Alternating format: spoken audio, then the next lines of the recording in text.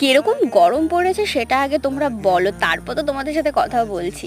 অনেক দিন ধরে ব্লগ দিচ্ছি না ঠিকঠাক করে, তাই জন্য আজকে ভাবলাম ডেলি ব্লগ তোমাদের সাথে শেয়ার করবো। তো আজকে ছিল সানডে, আর একটু সকাল সকাল ঘুম থেকে উঠে আমি ফ্রেশ হয়ে নিচ্ছি। আর আজকে আমার মা বাড়িতে ছিল না, কেউই বাড়িতে ছিল না, আমি একা ছিলাম। তো আমি একা কী করে আজকে সানডেটা কাটাবো সেটাই তোমাদের সাথে শেয়ার করবো।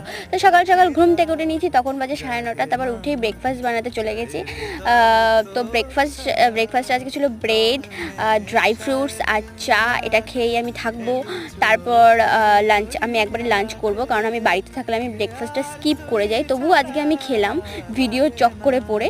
তো তারপর আমি এখানে দেখো রান্নাঘরে চলে গেছি, আর বাবা দেখি চিকেন এনেছে, কারণ আমি কিন্তু চিকেন খেতে ভীষণ ভালোবাসি। আর যেহেতু বাড়িতে কেউ ছিল না, তাই আমাকেই রান্না করতে হয়েছে এই গরমের মধ্যে। তো তারপর স্নান করে এসে ফ্রেশ হয়ে আমি একদম লাঞ্চ নিয়ে বসে পড়েছি। আজকে ছিল চিকেন আর ভাত। আহা কি টেস্ট খেতে হয়েছিল। তো তোমরা জানিও তোমাদের এই ব্লগটা কেমন লাগলো।